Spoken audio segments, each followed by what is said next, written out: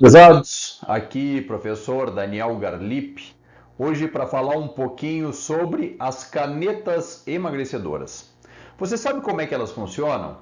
Vamos dar uma olhadinha então, como é que ela age no corpo humano, fazendo com que as pessoas então tenham essa chance, essa possibilidade ou esta perda de peso aumentada. O que elas são?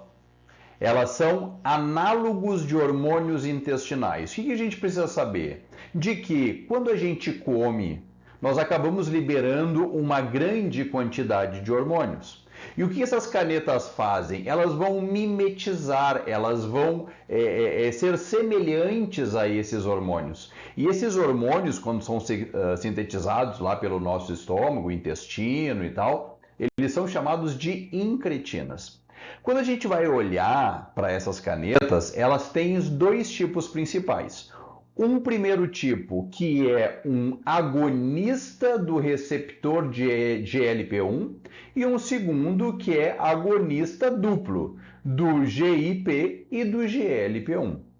O que é esse primeiro modelo, esse primeiro tipo aqui? Eles vão mimetizar, eles vão copiar, eles vão funcionar da mesma forma que um único hormônio intestinal, que é o chamado GLP-1.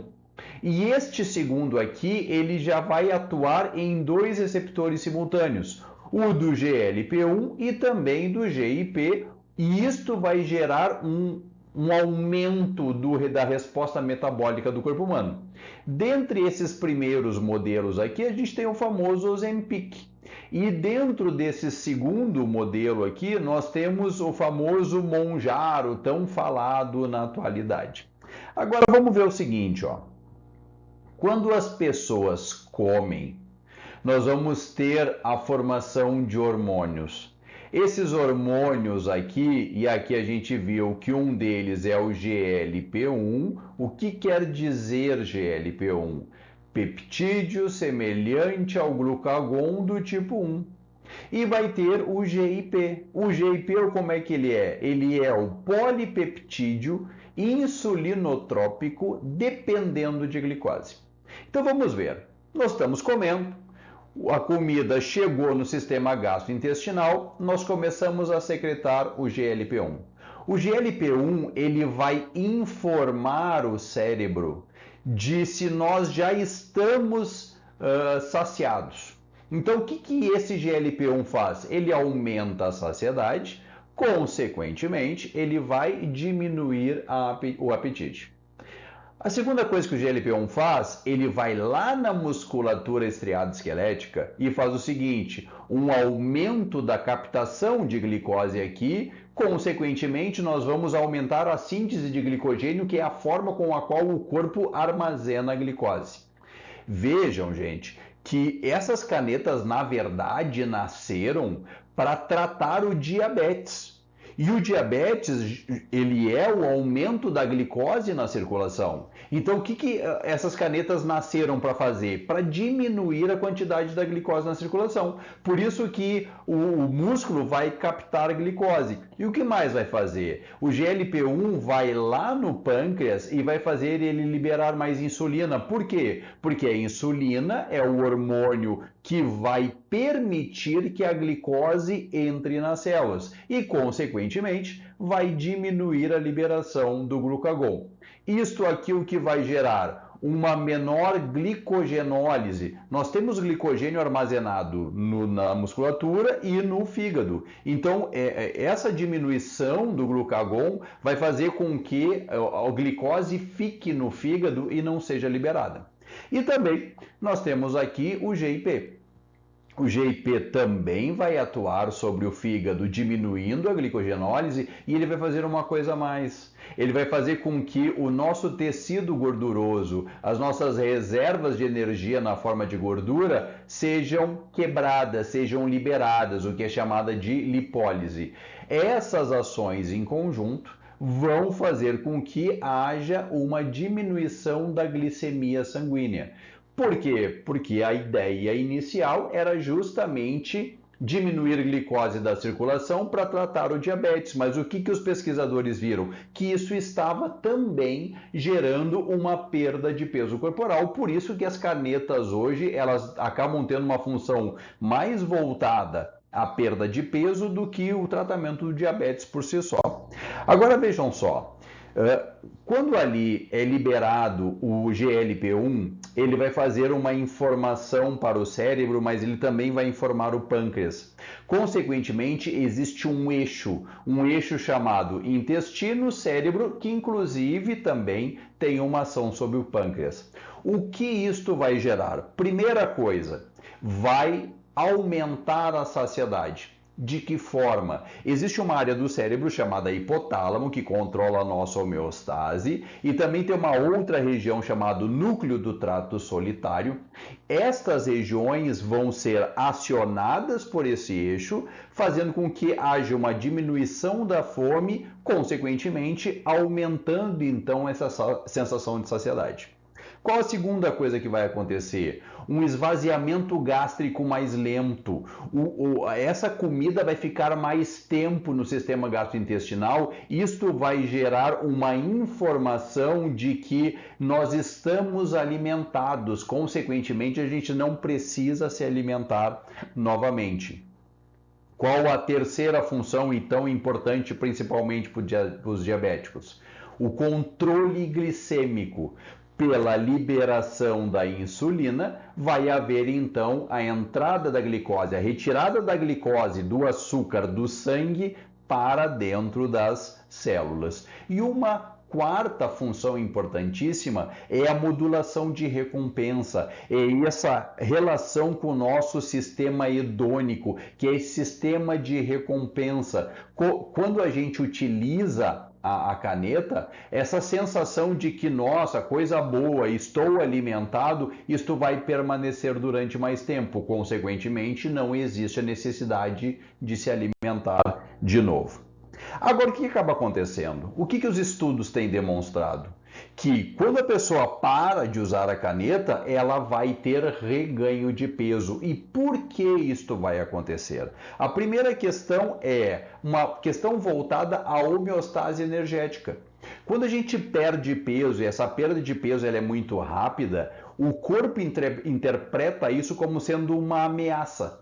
E uma ameaça de que, bom, esse cara vai entrar em inanição. Consequentemente, ele aciona mecanismos para que a gente tente recuperar energia, aumentando a fome e reduzindo o gasto calórico.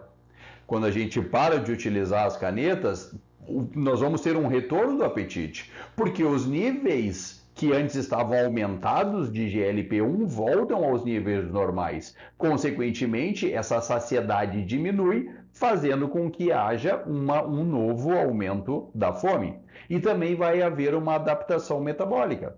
Por que acaba acontecendo? Antes, a ideia era quebrar gordura, porque a gente fazia uma retirada de glicose. Agora não, o sistema volta ao normal, fazendo com que a gente volte a ter, então, um acúmulo de gordura corporal para ter mais energia para quando necessário for. Agora, olha só. Esse artigo aqui ele é muito interessante, ele tem como título o seguinte: interrupção do uso de agonistas do receptor peptídeo 1, semelhante ao glucagon e biotipo, uma revisão sistemática com meta-análise. O que esse artigo traz como resultados? Primeiro, de que em média as pessoas recuperam o peso a uma taxa de 400 gramas por mês quando acabam lá a utilização das canetas.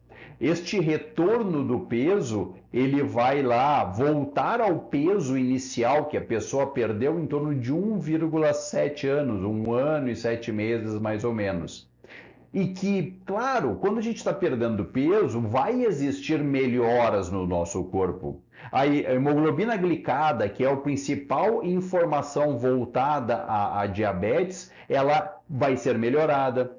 A glicemia em jejum é melhorada, o colesterol é melhorado, os triglicerídeos, pressão arterial, todos esses marcadores são melhorados. Mas em torno de 1 ano e 4 meses depois, com este reganho de peso, os problemas voltam para o corpo humano. Consequentemente, o artigo tem a seguinte conclusão: a descontinuação desses dois fármacos, seja o Ozempic, seja o Mounjaro, vai causar um reganho de peso significativo que vai ser proporcional ao peso que a pessoa tinha no início. E esse artigo aqui é sensacional. Ele traz como título reganho de peso após a suspensão de medicamentos para controle de peso.